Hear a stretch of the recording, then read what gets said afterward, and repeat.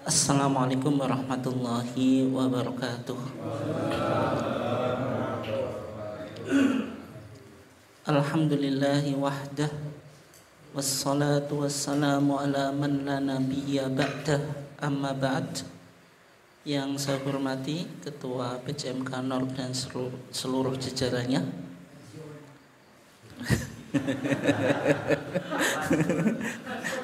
Belum pelantikan, Pak. Bapak-bapak dan saudara sekalian yang dimuliakan Allah, alhamdulillah pada kesempatan ini kita diizinkan oleh Allah Subhanahu wa taala untuk tetap bisa istiqomah dalam upaya kita mensosialisasikan ketarjian. Salawat dan salam semoga tetap terlimpahkan kepada junjungan kita Nabiullah Muhammad sallallahu alaihi wasallam, keluarganya, sahabatnya, dan seluruh orang yang mengikuti sunnahnya sampai hari kiamat. Bapak dan saudara sekalian yang dimuliakan Allah, karena kita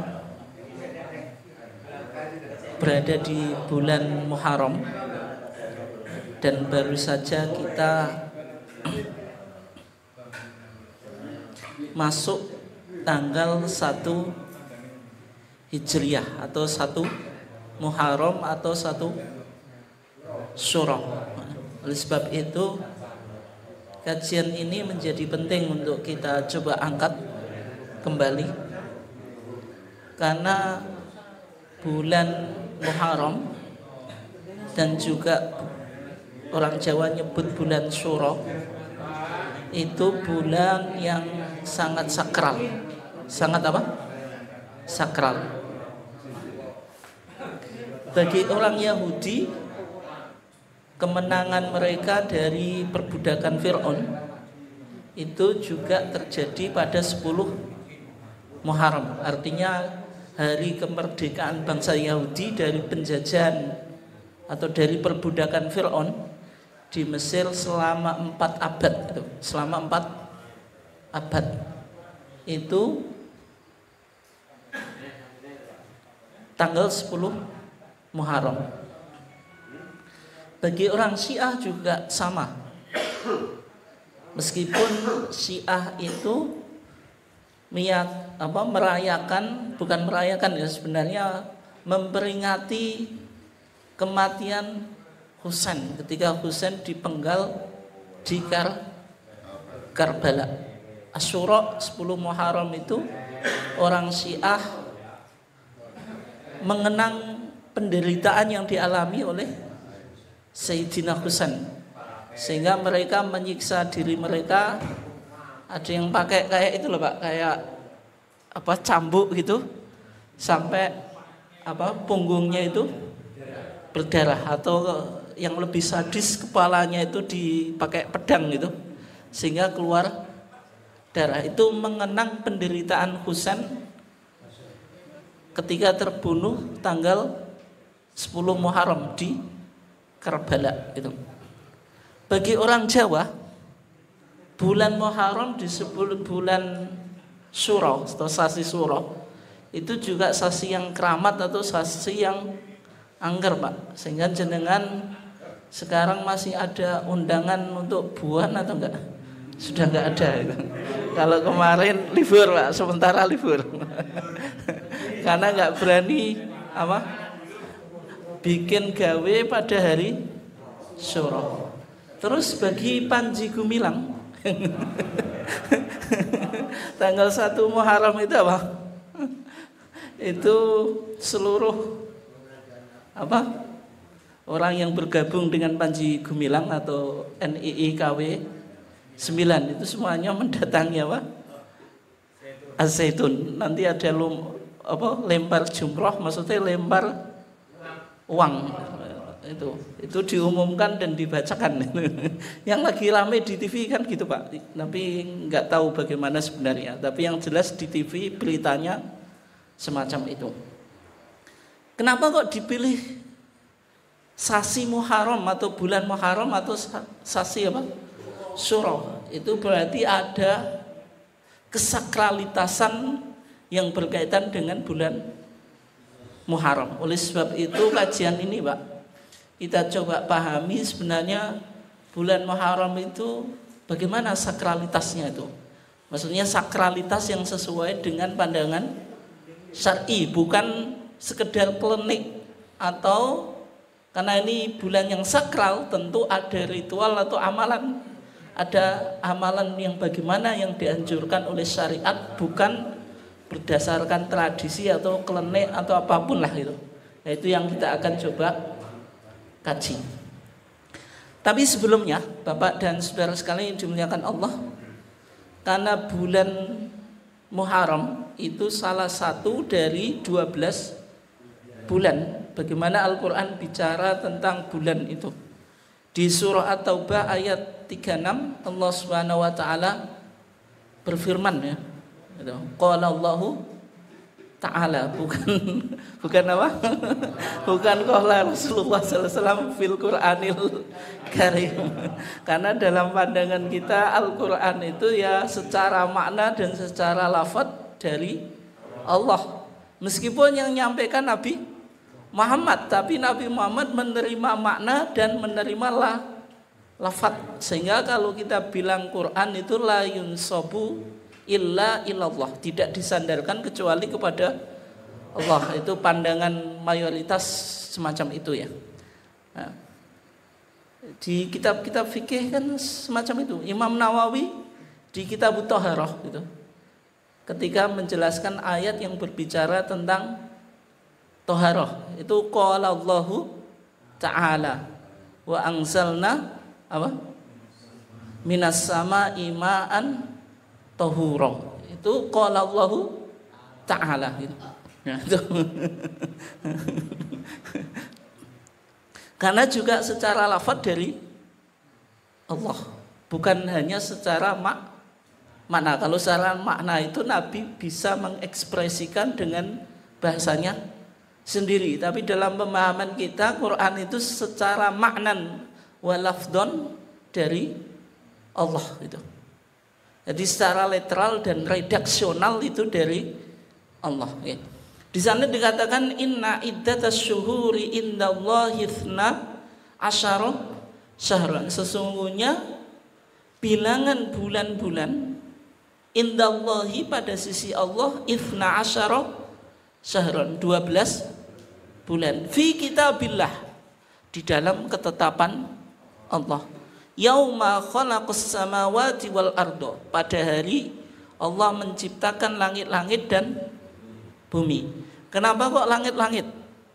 Artinya langit itu lebih dari satu gitu. Karena dalam kajian ilmu astronomi juga Pak menunjukkan kalau langit itu tidak hanya satu. Tapi kalau bumi, meskipun juga bumi itu 7 lapis, tapi manusia itu lebih mudah naik Pak daripada turun. Kalau kita mendengar astronot naik ke langit itu sering kita dengar, tapi orang yang masuk ke bumi itu kayaknya belum pernah kita dengar ya. Yang maksudnya masuk bumi sampai batas bumi yang paling bawah itu. Makanya diibaratkan kalau itu as-samawat, jadi langit, karena kita lebih bisa mengimajinasi ke atas daripada bawah. Minha arba'atun hurum, dari 12 bulan itu ada 4 bulan yang hurum, 4 bulan yang sakral, 4 bulan yang suci, atau 4 bulan yang dimuliakan. Dan karena dalam memahami Al-Quran Pak itu, kita harus merujuk pada hadis itu. Di salah satu metode tafsir disebut apa? Tafsir bil ma'thur. Di ayat menafsirkan ayat. Kalau tidak ditemukan tafsirnya dari ayat yang lain, kita merujuk pada hadis. Kalau tidak, aqwalus sahabah wat tabi'in, pendapatnya sahabat dan tabi'in yang mana mereka generasi yang dekat dengan Rasulullah, yang cukup paham tentang bahasa Arab. Jadi metode tafsir semacam itu ya. Sehingga kalau kita lihat di Sahihain, Sahih Bukhari dan Muslim, hadis Abu Bakrah menjelaskan Rasulullah ketika membaca ayat tadi ya, minha arba'atun hurum tadi, Rasulullah bersabda as-sanatu ithna asyara syahran, 1 tahun itu ada 12 bulan. Minha arba'atun hurum, dari 12 ada 4 bulan haram, yang berarti yang 8 bulan biasa. Salasatun mutawaliyatun, yang 3 berurutan, yaitu Dzulqa'dah, Dzulhijjah dan Muharram. Dzulqa'dah itu bulan 11, Dzulhijjah 12, Muharram bulan 1. Wa Rajab, dan bulan Rajab ini yang terpisah, bulan keberapa Pak? Ke-7. Nah, kalau kita lihat nama bulan di kalender Islam Pak, atau kalender Hijriah, itu Muharram, Safar, Rabiul Awal, Rabiul Akhir atau Rabiul Tsani, boleh juga Jumadil Awal, Jumadil Akhir atau Jumadil Tsani, Rajab, Sya'ban, Ramadan, Syawal, Dzulqa'dah dan Dzulhijjah. Tadi yang Rajab tadi berarti bulan ke-7. Sebelum Sya'ban. Sya'ban ini orang Jawa nyebut apa? Ruwah. Kenapa kok ruwah? Dari kata arwah itu. Karena kalau bulan Sya'ban itu bulan yang secara umum kirim apa? Kirim dungo. Karena di tradisi di Hadramaut, secara umum kan tradisi Islam di Indonesia ini merujuk ke Hadramaut, yaitu Yaman. Pada kirim doa kepada para wali, itulah yang diistilahkan dengan apa? Haul. Haul itu berapa hari Pak? 1 tahun ya, bukan 1 tahun. 1 tahun itu. Ngauli itu bulan Ruwah biasanya. Tapi kita di Muhammadiyah nggak mengenal tradisi semacam itu ya. Kirim doa ya tiap saat, nggak harus menunggu bulan tertentu. Dan kita tidak pakai kirim doa, tapi mendoakan. Jadi doa tidak usah dikirimkan ya, cukup didoakan. Itu. Oke. Kenapa kok 4 bulan ini disebut bulan haram atau jamaknya hurum?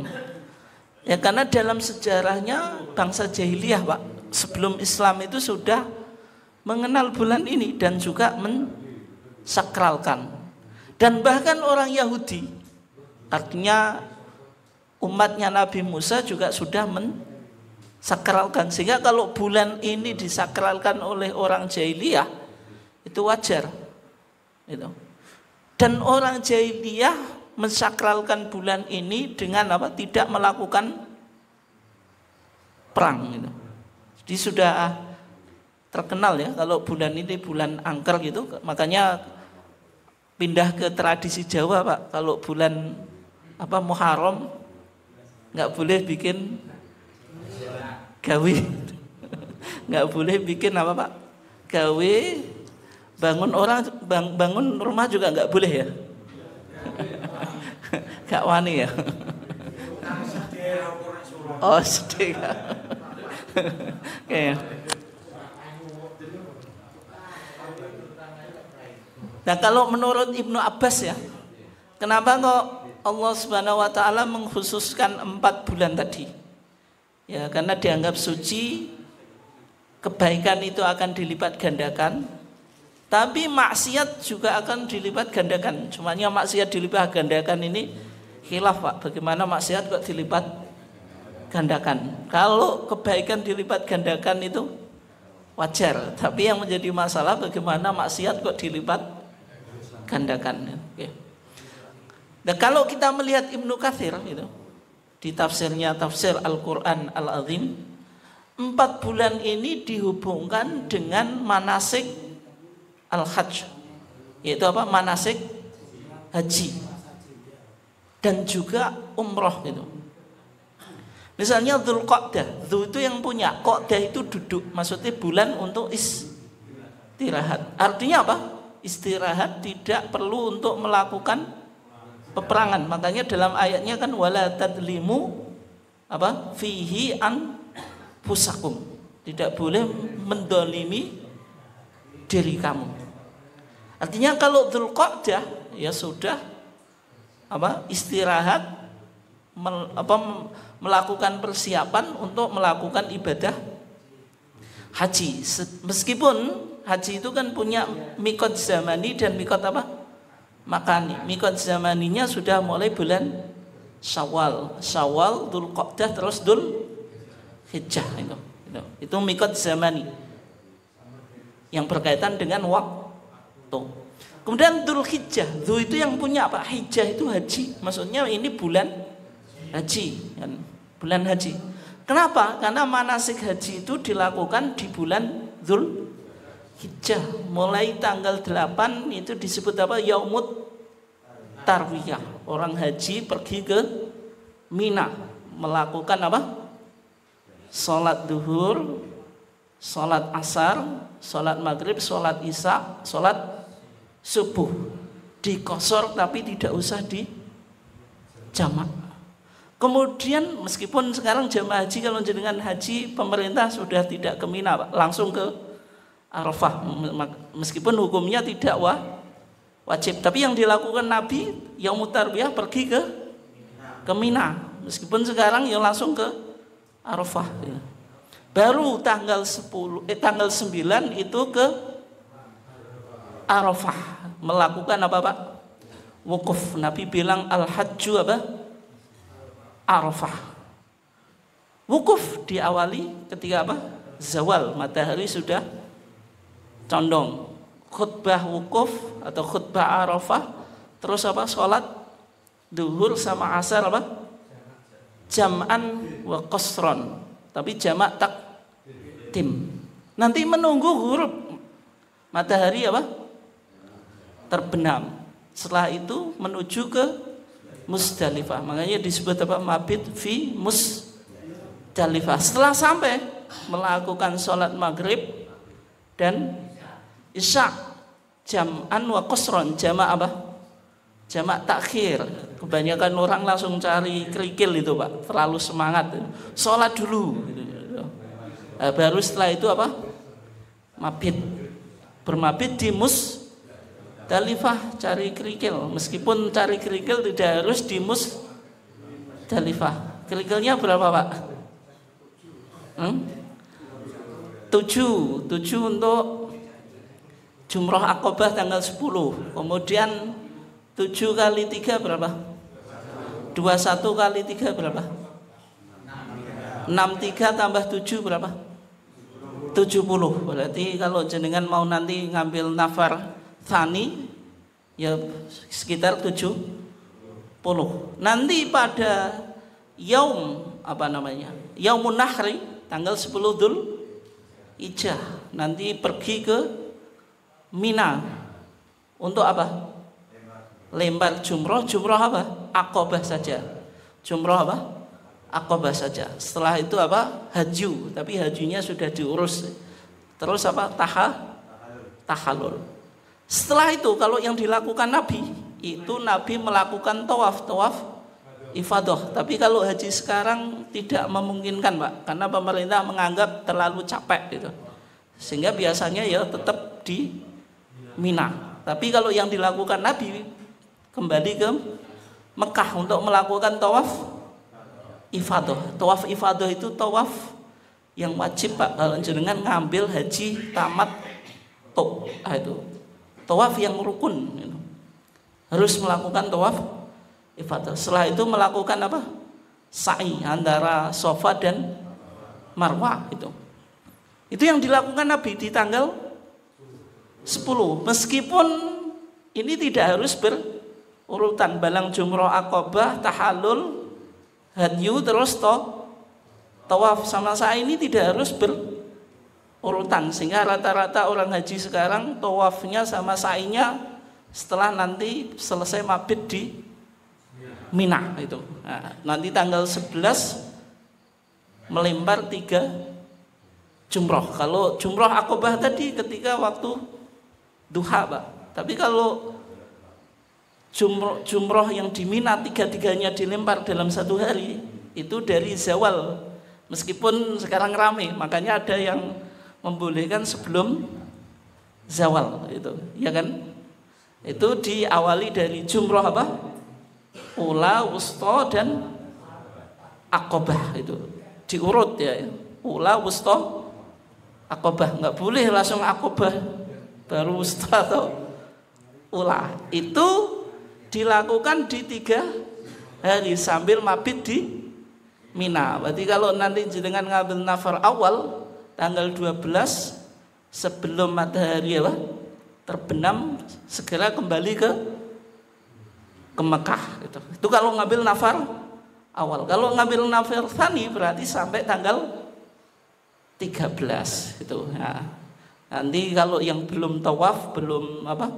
Sa'i, ya berarti nanti setelah itu tawaf atau sa'i. Dan itu urut ya. Tawaf dulu baru sa'i, jangan sa'i dulu baru tawaf. Intinya ibadah haji itu kan yang masuk rukun Pak 9, karena wukuf di Arafah kan 10, 11, 12, 13 ini wajib saja, tidak rukun. Tapi kan intinya ini, berarti secara umum dilakukan di bulan Dzulhijjah. Nah, bulan Muharram itu bulan yang apa Pak? Sudah berakhirnya manasik haji. Kalau orang dulu melakukan haji, kalau Muharram jangan langsung perang. Nanti kalau langsung perang apa Pak? Payah dan juga nanti pulang tinggal nama saja gitu. Sehingga apa? Kalau Muharram ya sudah langsung kembali ke rumah, nggak usah melakukan perang itu. Nah, itu. Karena orang habis haji kan harus dijamin keamanannya Pak. Jangan sampai nanti pulang tinggal nama. Nah, kemudian bulan Rajab, ini bulan yang ke-7. Artinya kan tidak berurutan. Dan bulan ke-7 ini orang sudah mulai kangen lagi Pak ke Baitullah, bisa melakukan umroh atau apa, mengenang nanti kita kapan bisa kembali ke Baitullah lagi. Nah, sehingga bulan Muharram tadi sebenarnya dihubungkan dengan ibadah haji. Itu menurut pandangan siapa? Al-Imam Ibnu Katsir dalam tafsirnya itu. Artinya kenapa ini sakral. Nah, sekarang kita coba bahas bulan Muharram, pengertian, keutamaan dan amal ibadah yang disyariatkan. Yang pertama, kenapa kok disebut bulan Muharram? Muharram itu secara bahasa artinya haram atau yang terlarang atau yang suci gitu. Dan bulan Muharram ini bulan pertama dalam sistem kalender Islam. Keutamaannya, bulan Muharram termasuk bulan haram yang jumlahnya apa? 4 tadi. Minha arba'atun hurum, salah satunya bulan apa? Muharram. Kemudian yang kedua, bulan Muharram itu disebut syahrullah, bulannya Allah. Kalau sesuatu itu disandarkan kepada Allah, mulia atau enggak Pak? Mulia. Misalnya baitun, rumahnya Allah disebut apa? Baitullah. Kalau disebut Baitullah itu sangat mulia gitu. Ka'bah disebut Baitullah, masjid disebut Baitullah. Kalau misalnya jenengan abdun, hamba itu belum mulia Pak. Ya, kalau misalnya abdus syaiton, abdu fulus apa? Hamba duit. Abdul butun, hamba perut. Itu nggak mulia gitu. Abdul fulus ya apa Pak bahasa Jawa nih? Kedunyan apa? Duiten, moto duiten. Nah, Abdul butun apa? Kewaduan. Itu maknanya nggak positif. Tapi kalau sesuatu disandarkan pada Allah, itu pasti maknanya positif dan mulia.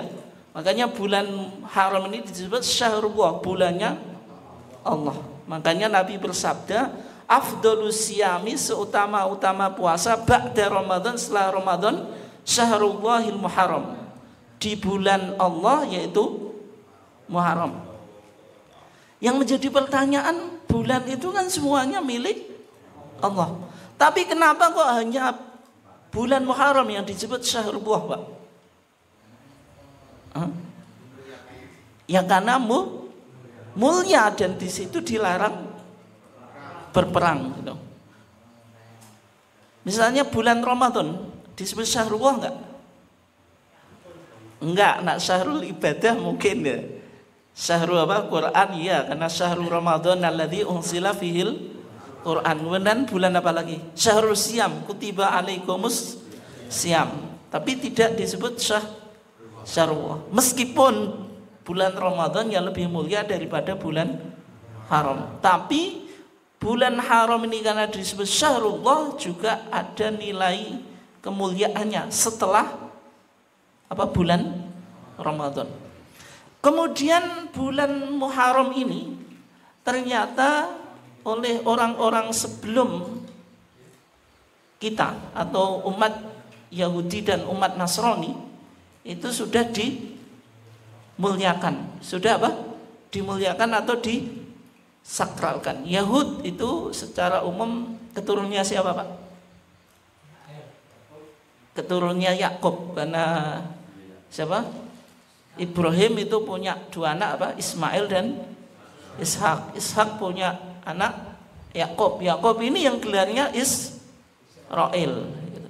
Makanya ya Bani Israel itu maksudnya keturunan Yakub yang punya 12 anak itu, yang terkenal ya Yusuf itu. Tapi di antara anaknya ada Yahuda. Karena orang Arab bilang dal itu berat, Pak, makanya diganti dal menjadi Yahud atau Yahudi, merujuk salah satu dari 12 anaknya Yakub. Tapi kalau disebut Bani Israel merujuk pada gelarnya Yakub gitu. Kalau Yahudi kan anaknya Yakub yang jumlahnya 1 dari 12. Tapi kalau Israel itu gelarnya Yakub. Isra itu yang dicintai, Pak. Il itu Allah. Makanya Mikail, Israfil, terus apa?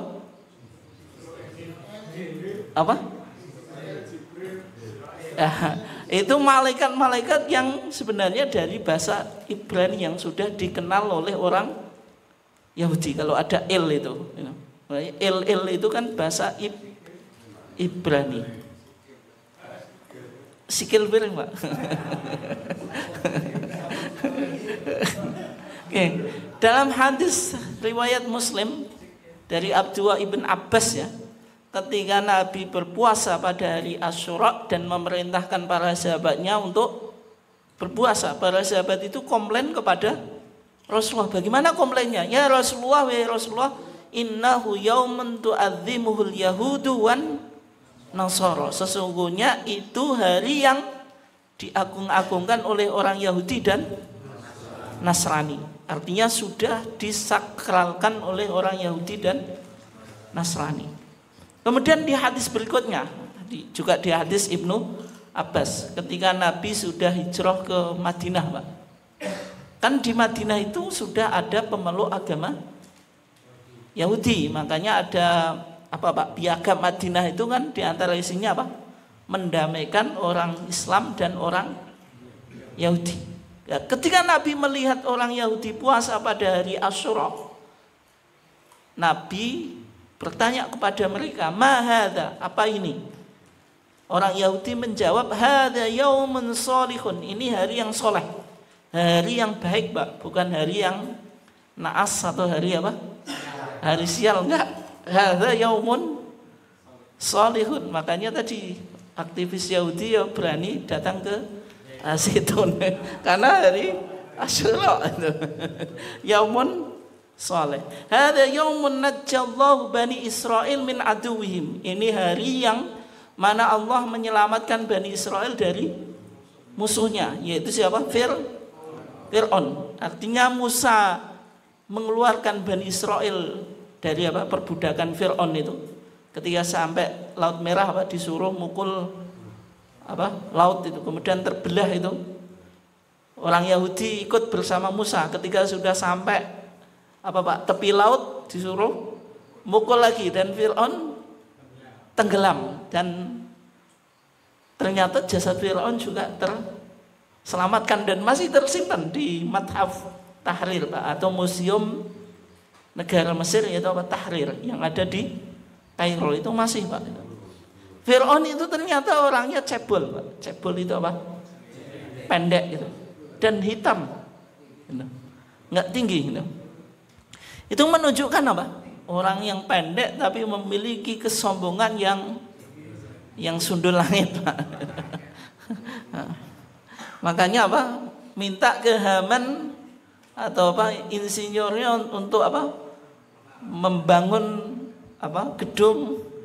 Kalau sekarang apa, Pak? Gedung tower atau gedung pencakar langit, Pak, ya. Sehingga bisa melihat, oh, Tuhannya Musa itu di sana, bisa ditemui gitu. Itu enggak ada, Pak, orang yang punya pikiran seperti siapa? Fir'aun itu. Sampai gitu. Kalau Musa itu punya Tuhan, biar saya temui di tempatnya gitu. Ingin ketemu siapa? Tuhannya Musa. Nah, Bani Israel itu diselamatkan Allah pada Yaumu Asyura itu. Fasamahu Musa, maka Musa melakukan puasa. Maksudnya bentuk apa? Kesyukuran terhadap kemerdekaan. Nah, ketika itu Nabi merespon, fa anna ahaqqu bi Musa minkum. Kalau begitu saya yang lebih berhak mengikuti Musa daripada kamu. Kenapa, Pak? Padahal umatnya orang Yahudi itu kan, umatnya Nabi Musa itu kan Yahudi. Tapi kenapa Nabi Muhammad bilang fa'ana ahaqqu bi Musa minkum? Artinya Nabi Muhammad apa? Mengklaim atau mengatakan lebih berhak untuk mengikuti syariatnya Musa daripada orang Yahudi. Kenapa, Pak? Nah, karena juga ini perintah Quran, anittabi millata Ibrahim apa? Hanifah. Apalagi orang Yahudi itu wa minal ladzina hadu apa? Yuharrifunal kalima an mawadhihim. Sudah melakukan tahrif terhadap ajaran-ajaran Nabi Musa. Fasamahu wa amara bisyami. Maka Nabi Muhammad ketika itu melakukan puasa Asyura dan memerintahkan untuk berpuasa. Artinya bulan Muharram itu bulan yang mulia, bulan yang tidak sial, Pak, sebenarnya. Bulan yang cukup baik, sehingga tadi sudah dimuliakan oleh pemeluk agama sebelum Islam. Kemudian amal ibadah yang disyariatkan apa saja? Yang pertama, memperbanyak puasa dulu, Pak. Di hadis Abu Hurairah tadi, afdhalus siyami ba'da Ramadan apa? Syahrul Muharram. Di bulan-bulan haram ini kita dianjurkan memperbanyak puasa gitu. Tapi apakah puasa mutlak atau puasa yang ada tuntunannya? Yang pertama, dicari puasa yang ada tuntunannya dulu. Secara khusus puasa apa? Asyura dan Tasu'a. Asyura itu tanggal 10 Muharram. Kalau Tasu'a itu Tasik itu 9 Muharram itu. Yang 10 Muharram, Pak, itu jelas ya, artinya nggak ada khilaf di kalangan para ulama itu. Dan bahkan orang Quraisy di masa jahiliyah pun sudah puasa hari Asyura. Dan umat Islam ini sudah melakukan puasa sebelum melakukan puasa Asyura, sebelum melakukan puasa apa?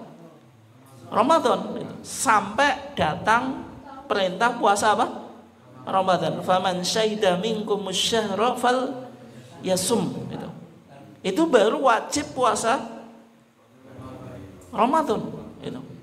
Tapi syariat puasa Asyura itu tidak dihapus ya. Yang dihapus status hukumnya dari wajib menjadi sunnah itu. Tapi tetap disyariatkan, atau yang dihapus atau yang dinasakh gitu.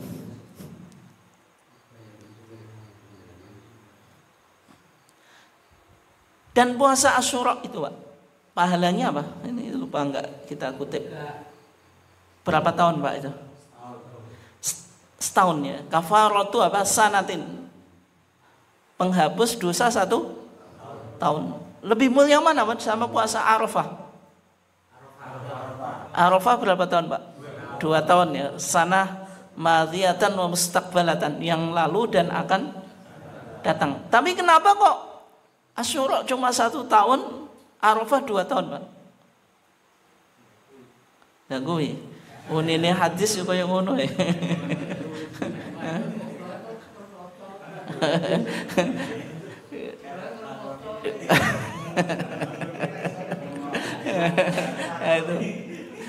Kenapa kok Asyura itu 1 tahun, Arafah 2 tahun? Jawabannya Pak, karena Asyura itu meneruskan syariatnya Nabi Musa. Artinya Nabi Muhammad tidak mengenalkan syariat baru, hanya meneruskan. Itu yang disebut syar'u man qablana, syariat orang-orang sebelum kita. Tapi kalau puasa Arafah itu murni syariatnya Nabi Muhammad, sehingga syariatu Muhammadin afdol min syariati apa? Al-anbiya qablahu. Syariat Nabi Muhammad lebih mulia daripada syariatnya para nabi sebelumnya, sehingga puasa Arafah karena syariatnya Nabi Muhammad pahalanya juga lebih besar, yaitu 2 tahun. Tapi kalau puasa Asyura karena hanya meneruskan syariat yang sudah ada setahun itu kayak. Dan berikutnya bagaimana kalau puasa Tasu'a ini? Kalau Asyura itu enggak ada khilaf Pak di kalangan para ulama. Sepakat kalau puasa Asyura itu hukumnya sunnah. Meskipun bahkan dulu hukumnya wajib. Kalau jenengan ditanya puasa apa yang dulu hukumnya wajib kemudian berubah menjadi sunnah puasa, jawabannya puasa Asyura gitu. Nah sekarang puasa Tasu'a ini tanggal 9. Nabi dalam hadis Ibnu Abbas Pak mengatakan fa idza kana al-amu al-muqbil insyaallah. Kalau demikian kalau fa idza kana al-amu muqbil, apabila tahun yang akan datang insyaallah, maksudnya datang, sumna yauma tasi', kami maksudnya kita ya, kita maksudnya Nabi dan para sahabat akan melakukan puasa hari yang 9, yaitu Tasu'a. Berarti Nabi punya keinginan. Tapi di hadisnya dikatakan Pak, falam ya'ti al-amu al-muqbil, maka tidak datang tahun yang akan datang, maksudnya tahun ke depan tidak datang, hatta tuwfiya Rasulullah sallallahu alaihi wasallam, sampai Rasulullah meninggal. Artinya Rasulullah meninggal sebelum tahun yang akan datang itu sudah datang atau tiba. Artinya di sini Rasulullah melakukan atau enggak? Belum melakukan. Tapi Rasulullah punya hamiyah, keinginan. Nah, sehingga perdebatan kalau sesuatu itu hanya diinginkan oleh Rasulullah, belum dilakukan, disebut sunnah atau tidak gitu.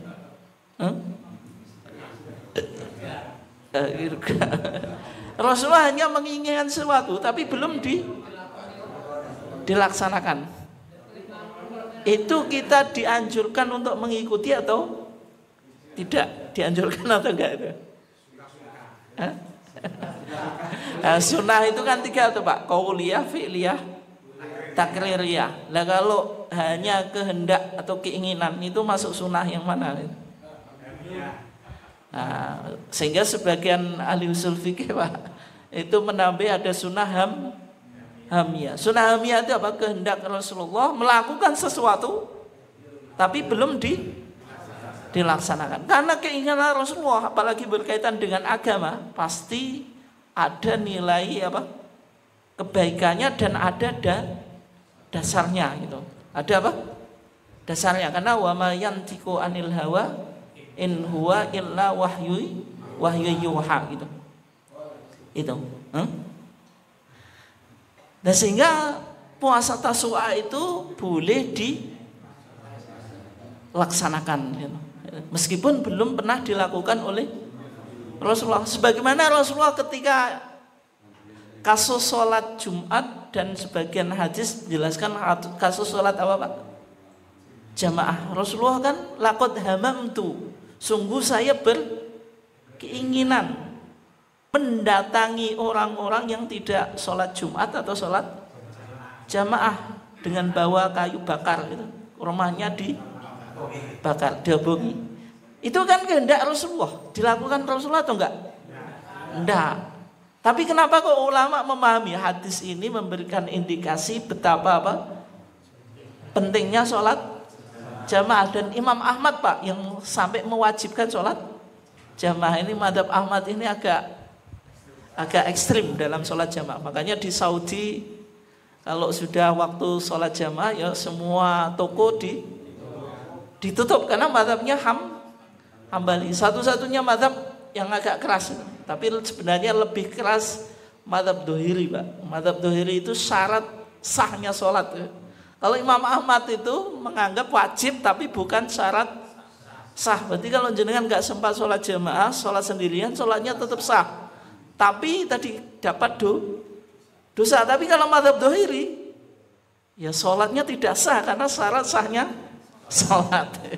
Lebih keras lagi madhab Dohiri. Nah kalau yang agak moderat ya madhab Syafi'i, fardu kifayah gitu. Fardu kifayah, yang penting satu desa ada orang yang jamaah. Tapi kalau semuanya enggak jamaah ya dosa Pak. Enggak ditewal.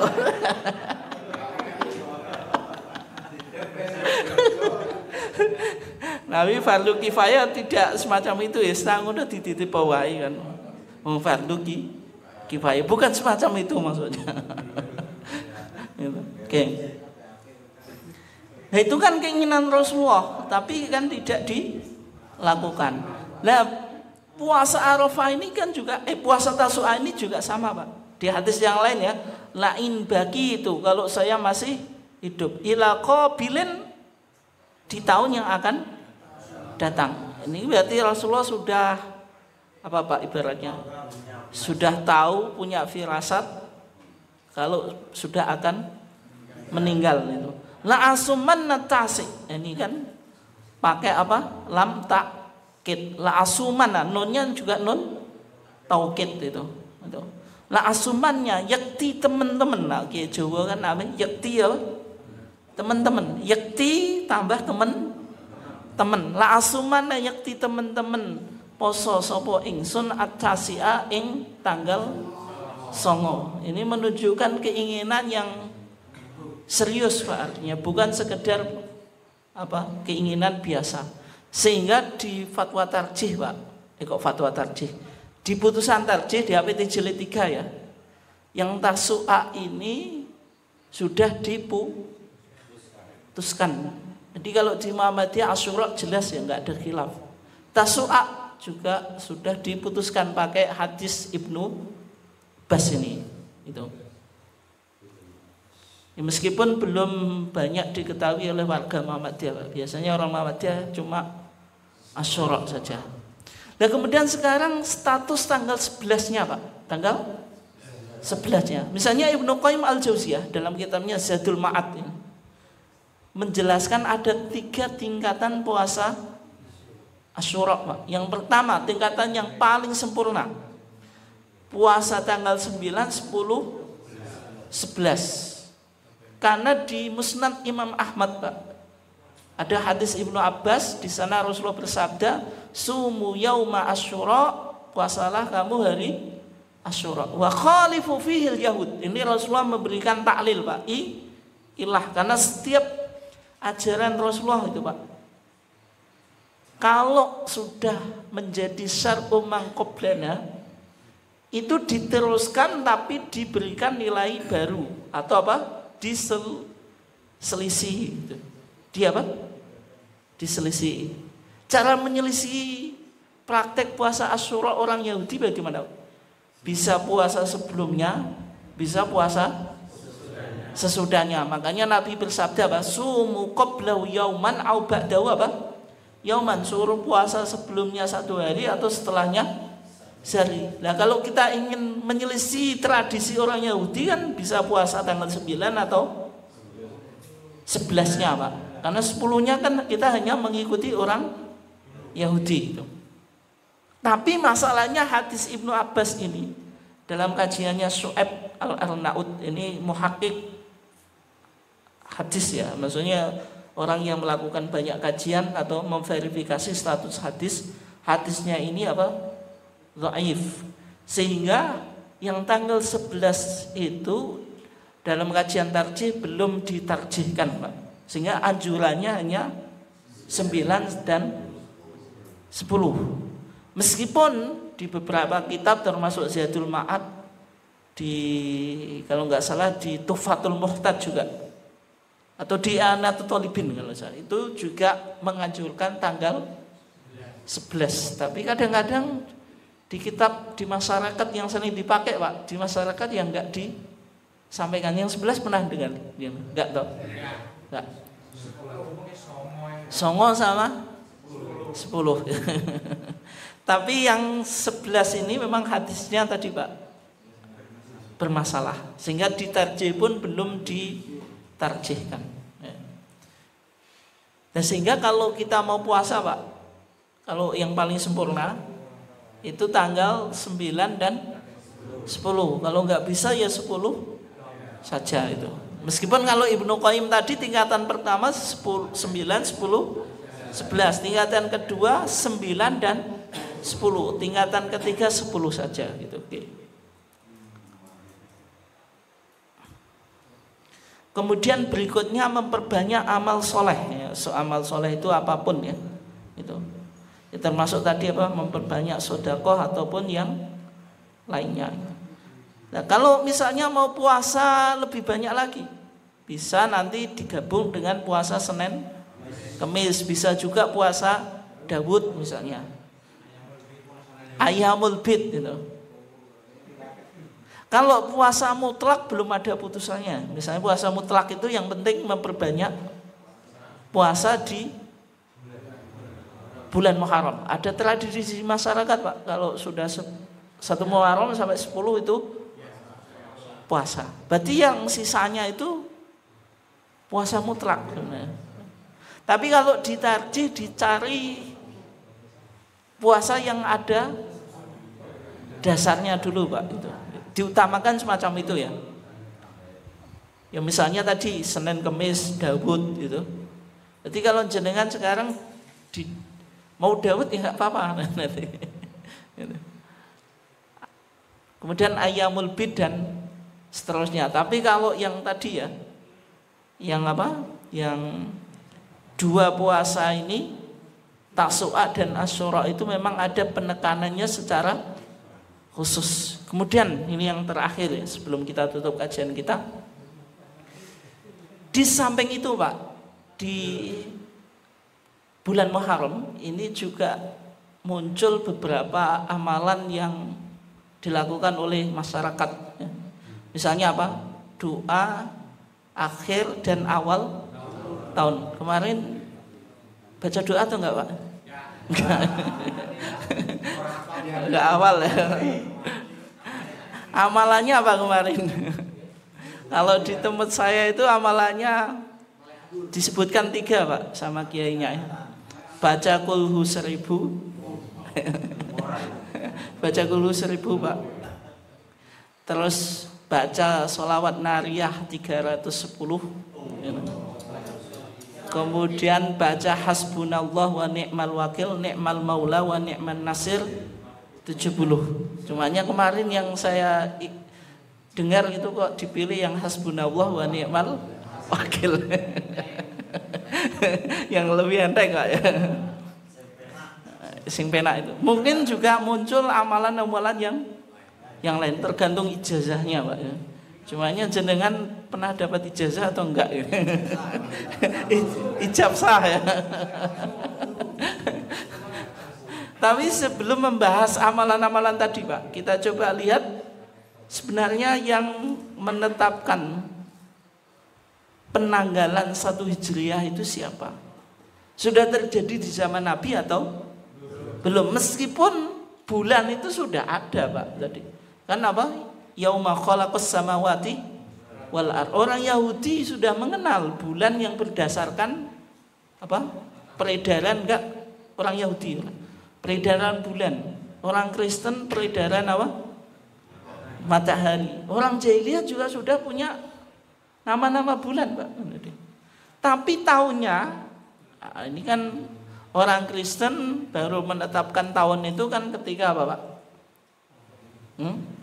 Kalender Syamsiah itu loh. Disandarkan pada apa? Kelahiran Yesus Kristus itu ke kelahiran Yesus Kristus itu. Menghitung sekarang berapa? 2023 itu diawali dari kelahiran Yesus itu. Meskipun itu ada pergeseran Pak, kalau dihitung apa nggak pas itu. Ada kajian semacam itu ya. Maksudnya menghitung kapan Yesus lahir itu. Nah kita sekarang di tahun Hijriah 1445 itu menghitungnya dari mana? Apakah sudah sejak ada perhitungan itu sudah ada sejak zaman Nabi atau gimana Pak? Hijrah Rasul ya. Enggak, maksudnya yang menetapkan 1445 itu Umar ibn Khattab, tapi disandarkan pada peristiwa hijrahnya Nabi di kota Madinah, sehingga di masa Nabi dan masa Abu Bakar belum dikenal tahun Hijriah Pak, penanggalannya loh, meskipun bulannya sudah ada gitu. Kenapa demikian? Yang pertama untuk kepentingan administrasi. Kenapa? Karena wilayah penyebaran Islam Pak itu kan sudah mulai masuk banyak negara. Misalnya di masa Umar bin Khattab sudah masuk apa? Mesir. Jenderalnya siapa? Amr ibn As itu. Maka di Mesir di samping Kairo itu Pak ada namanya Fustat. Fustat itu daerah yang dulu ditempati oleh Amr ibn As. Ada masjidnya disebut Masjid Amr ibn As itu. Fustat namanya. Artinya kalau daerah Islam itu sudah banyak menyebar di beberapa wilayah Pak. Sehingga Umar bin Khattab melihat ada kepentingan administrasi, yaitu apa? Menertibkan korespondensi antara wilayah dan juga menandai peristiwa yang terjadi. Misalnya mulai penulisan kesejarahan Pak atau arsip dan sebagainya itu kan butuh apa? Penanggalan. Kalau tidak dibuat sistem penanggalan kan susah untuk mengingat-ingatnya gitu. Kan gitu. Sehingga tadi ditetapkan penanggalan Hijriah meskipun belum pernah dilakukan oleh Nabi dan Abu Bakar gitu. Ini namanya nanti dalam usul fikih disebut maslahah mursalah Pak. Menetapkan sebuah hukum berdasarkan kemaslahatan. Bid'ah hasanah itu. Nah, bid'ah hasanah itu diantara sandarannya maslahah mursalah. Tapi kalau bid'ah tidak ada hubungannya dengan ibadah nggak apa-apa. Nanti kalau yang ada hubungannya ibadah itu yang tidak diperkenankan. Kalau ini kan bid'ah hasanah nggak apa-apa kan? Bukan tidak ada hubungannya dengan ibadah, kan cuma penanggalan gitu. Tapi kalau dihubungkan dengan beberapa ritual Pak, doa awal dan akhir tahun, sehingga doanya panjang Pak. Tapi enggak mungkin jenengan rawahu Muslim, rawahul Bukhari ya, atau qala Rasulullah sallallahu alaihi wasallam, enggak ada. Cek di WA jenengan yang beredar. Ada enggak qala Rasulullah sallallahu alaihi wasallam? Atau perawinya ada enggak? Enggak ada, paling cuma ijazah dari siapa, dari kitab apa gitu saja. Ya memang Rasulullah tidak pernah mengajarkannya karena tanggal 1 Hijriah kan belum ada. Atau penanggalan Hijriah kan belum ada. Meskipun Rasulullah mengajarkan doa melihat hilal, tapi kalau khusus untuk awal dan akhir tahun ya tidak mungkin ada gitu. Dan di masa Umar, Pak, ketika Umar menetapkan tanggal 1 Muharram itu tidak memerintahkan untuk merayakan. Tapi cumanya sekarang kan kita apa, Pak? Melakukan counter, Pak ya. Counter itu maksudnya kalau Masehi kok rame terus Islam kok sepi ya itu. Tapi itu keduniaan loh, jangan dipahami saya nyontoh Nabi. Nah, itu melakukan pawai itu. Termasuk di sini juga pawai juga, Pak. Ya kalau dianggap maslahat enggak apa-apa, tapi jangan sampai mengatakan saya nyontoh Nabi, enggak ada itu. Ya hanya syiar saja, itu masalah salah untuk kepentingan keduniaan saja. Oke, mungkin itu silahkan kalau ada yang mau ditanyakan, monggo. Nggih, monggo Pak. Nggih, monggo Pak Iya Masud. Rasulullah wafat itu Islam itu sudah sempurna. Surat Al-Ma'idah ayat 3. Al-yawma akmaltu lakum dinakum wa atmamtu 'alaikum ni'mati wa raditu lakum al-Islam dinan. Kok masih, kalau saya masih hidup akan saya laksanakan. Nabi kok ngenyang gitu, Pak. Ini kan bertentangan, Pak, dengan ayat itu menurut saya. Namanya katanya sunnah apa? Hamiyah. Tadi juga bahwa itu hadisnya itu dhaif. Sehingga di dalam jilid 3 itu memang itu diterangkan tentang tasu'a. Seakan-akan saya berontak, Pak Ibu, dengan ayat ini. Bukan saya tiru zaitun, bukan. Ya.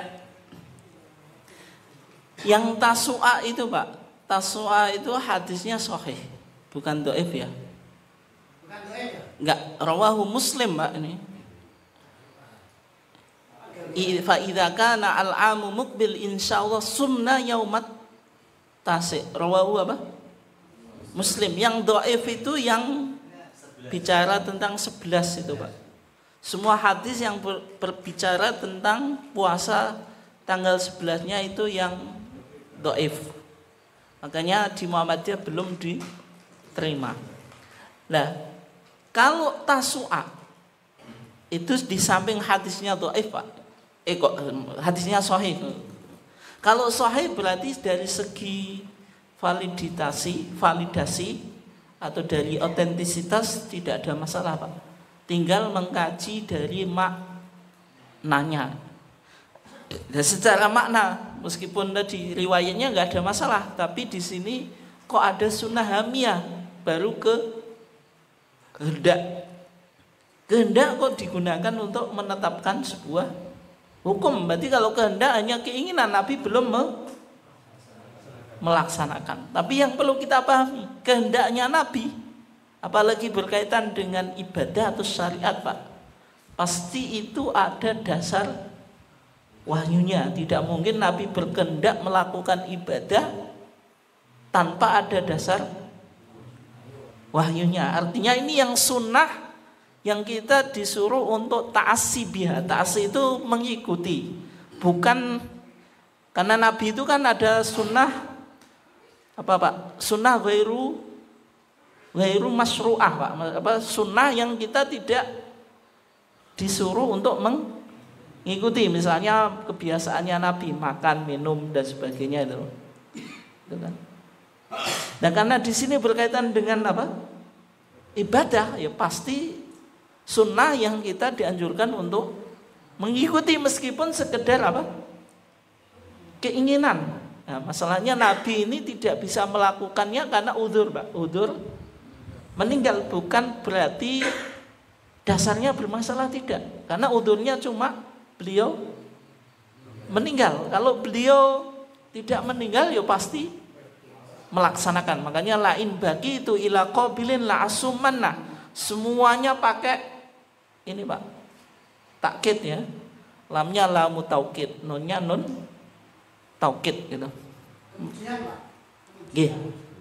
yang satu itu yang hampir sama dengan itu ialah membakar rumah kalau tidak ikut sholat berjamaah. Ya. Tapi kan tidak melaksanakan membakar rumah.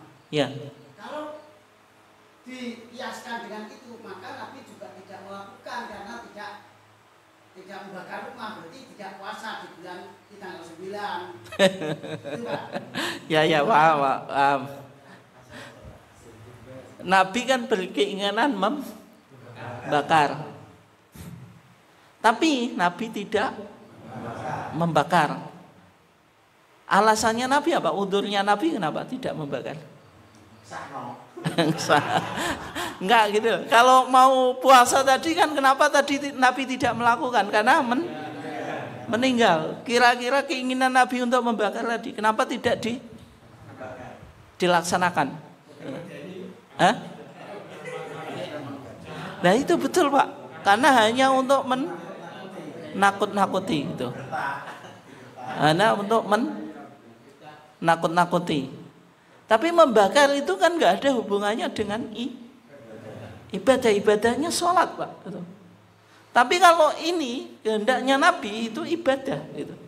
Yaitu puasa. Kalau membakar dengan sholat, ibadahnya sholatnya, membakarnya tidak. Tapi membakar ini dikaitkan dengan sholat jamaahnya, meskipun ada hubungannya ya. Semuanya keinginan gitu. Tapi tetap Pak, misalnya mazhab Hambali melihat pada sisi keinginannya Nabi. Makanya sebagian ulama yang mengatakan sholat jamaah itu tidak wajib, ini kan hanya keinginan Nabi. Kalau sholat jamaah itu wajib, pasti Nabi mengeksekusi Pak. Pasti Nabi mengeksekusi. Maksudnya betul-betul membakar. Kalau seandainya sholat jamaah itu hukumnya wajib. Ya kalau kewajiban itu ditinggalkan kan dapat apa Pak? Dosa atau siksa. Kalau artinya orang meninggalkan kewajiban ya Nabi melakukan tadi Pak, membakar rumahnya, menunjukkan kalau sholat jamaah itu tidak wajib, meskipun sama Imam Ahmad dipahami ini wajib. Yang kedua, karena sholat jamaah itu kan dilakukan perbandingan Pak, atau komparasi ya. Hadisnya apa? Sholatul jamaati afdalu min sholatil fadhi bisab'in wa isrina darajah. Kalau ada dua hal itu dilakukan mufadalah atau dibandingkan, pasti dua-duanya boleh. Hanya menjelaskan keutamaan. Kalau misalnya sholat sendirian itu hukumnya haram, Nabi tidak mungkin melakukan perbandingan, karena yang yang baik dengan yang tidak baik itu tidak usah dibandingkan. Karena Nabi masih melakukan perbandingan Pak. Artinya hukumnya tidak sampai wajib gitu. Nah, kemudian kembali ke tadi ya, sunnah hamiyah itu sebenarnya di tokoh Indonesia, muridnya Haji Rasul. Siapa Pak namanya? Abdul Hamid Hakim, itu nulis kitab Mabadi Awaliyah As-Sulam, terus Al-Bayan, usul fikih Pak. Itu sudah diterbitkan 1928-an Pak itu. Dan banyak dikaji, di ngontor ya pakai itu ya. Itu bicara ada sunnah hamiyah. Sebenarnya buku itu merujuk pada Irsyadul Fuhul Imam Syaukani itu. Di antara referensinya Irsyadul Fuhul ila tahqiqil haq min ilmil usul yang ditulis oleh Imam Syaukani. Itu ketika bicara tentang sunnah itu ada sunnah qauliyah, fi'liyah, terus takririyah, terus hamiyah. Contohnya ya diantaranya ini gitu, yang dibuat contoh, sehingga di majelis tarjih Pak, yang di Munas Padang ya, di HPT jilid 3. Itu yang tasu'a tetap apa? Boleh. Karena mulai mazhab Syafi'i ada, Pak. Mazhab Syafi'i juga bahkan 3 tadi. Kalau menurut Ibnu Hajar Al-Haytami, Hambali, Ibnu Qayyim Al-Jauziyah sendiri juga 3 tingkatan tadi. Maksudnya apa?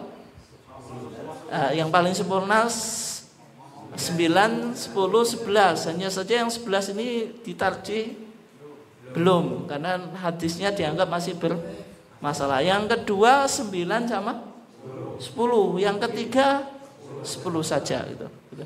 Nggih, monggo Pak. Nggih. Pada lasuman dan tasian. Ya. Itu nun taukid takilah Pak ya. Kalau nggak salah. Nggih, ya. Berani-beraninya itu kan berlawanan dengan Al-Maidah yang 3 tadi. Ini Ya. saya pernah diterangkan Pak Guru saya di TGA dulu. Ya. Jadi kalau ada hadis yang berlawanan dengan Al-Quran, maka hadis itu dhaif. Mohon penjelasannya. Ya. Sebagian ulama, Pak, misalnya mazhab Zaidiyah gitu. Kemudian di Indonesia Ahsan.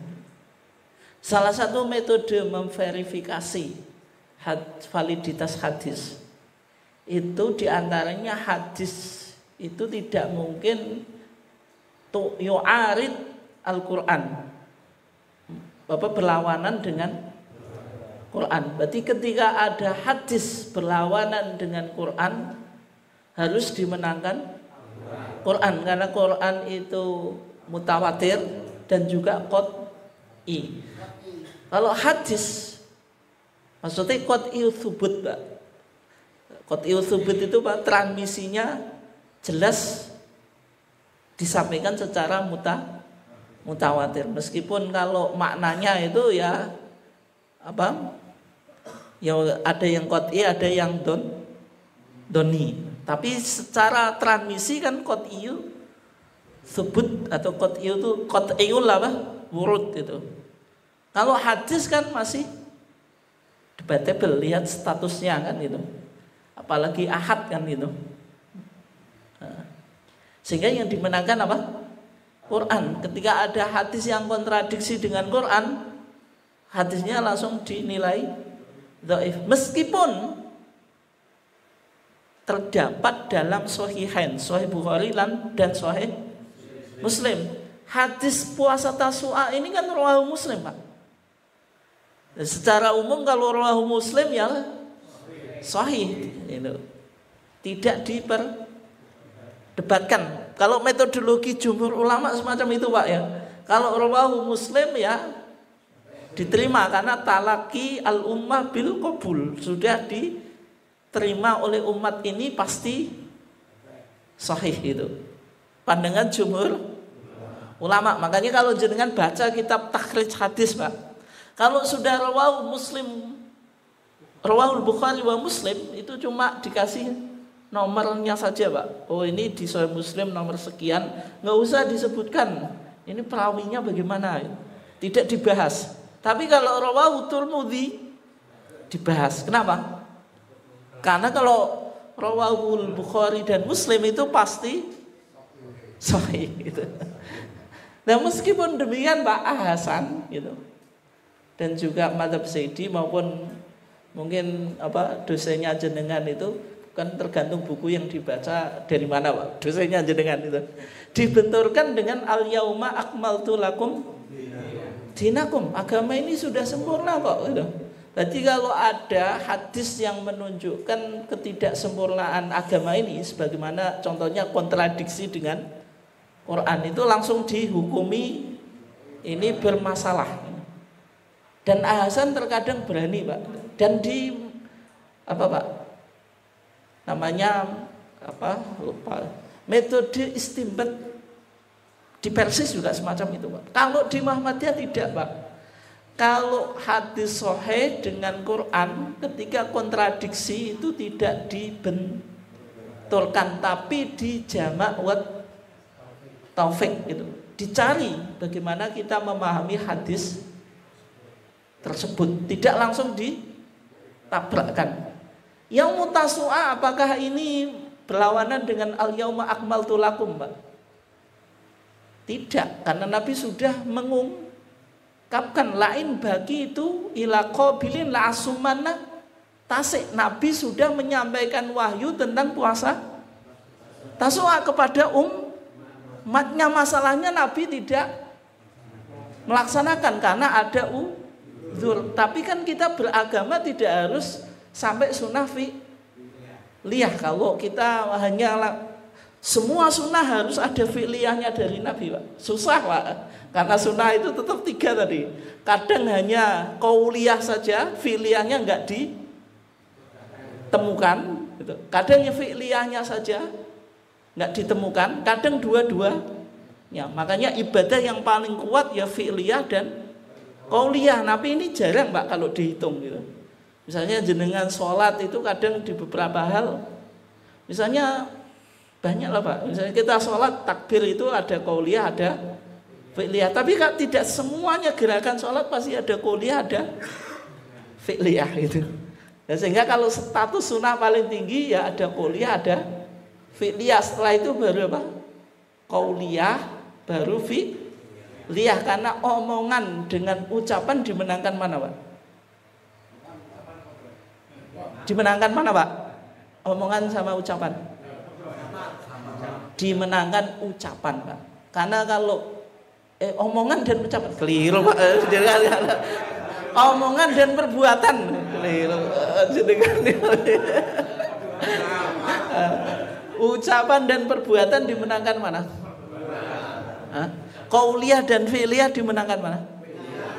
Enggak dimenangkan qauliyah, Pak. Dimenangkan ucapan. Kalau fi'liyah perbuatan itu masih multi tafsir, bisa jadi Nabi melakukan sesuatu tapi khosais Nabi, apa khusus untuk Nabi, tidak untuk umatnya. Tapi kalau Nabi bersabda itu pasti untuk umatnya. Itu ya tingkatannya, Pak. Berarti kalau qauliyah fi'liyah paling tinggi, kemudian qauliyah baru fi'liyah. Tapi bukan berarti keinginannya Nabi ini, apalagi kan sudah ucapkan, makanya sunnah hamiyah itu sebagian ulama memahami kalau ini kan Nabi mengucapkan, jadi masuk qauliyah, artinya tidak bertentangan dengan al-yauma akmaltu lakum dinakum, tidak. Itu. Terus apa hubungan dengan nyatet di situ tadi 9, 10, 11. Kemudian 9, 10, yang terakhir 10. Nah, ini puasa hanya pada tanggal 10 Muharram saja. Ini apa, kita nggak bingung, Pak? Puasa pada 90 dan yang terakhir 10 saja. Ini maksudnya gimana, Pak? Ini tingkatan, Pak, marotib tingkatan. Paling utama menurut Ibnu Qayyim al-Jauziyah puasa 3 hari, 9, 10, 11. Berarti ini paling tinggi. Al-akmal paling sempurna. Yang kedua adnal kamal, di tengah-tengah itu, yaitu 9, 10. Yang ketiga yang paling hanya melakukan yang sunnah 10 saja, maksudnya gitu, Pak. Tapi kalau ditarjih berarti yang paling utama ya 9, 10, karena yang 11 hadisnya belum ditarjihkan, Pak. Artinya masih ada perdebatan. Dan kalau jenengan puasa 2 hari ini, kalau puasa Asyura meneruskan syariatnya Nabi Musa. Tapi kalau jenengan Tasu'a itu tidak hanya meneruskan tapi juga mukhalafah, menyalahi puasanya Nabi Musa. Kan gitu. Menyelisih, Pak, ya. Menyelisih, bukan menyalahi ya. Menyelisih puasanya Nabi Musa, itu namanya wajhu mukhalafah gitu. Jadi tidak hanya sekedar mengikuti syariat Nabi Musa tapi juga menyelisih itu. Makanya dianggap lebih utama gitu. Oke, yang lainnya ada? Enggak ada ya? Kalau nggak ada, kita tutup kajian kita dengan bacaan hamdalah. Wassalamualaikum warahmatullahi wabarakatuh.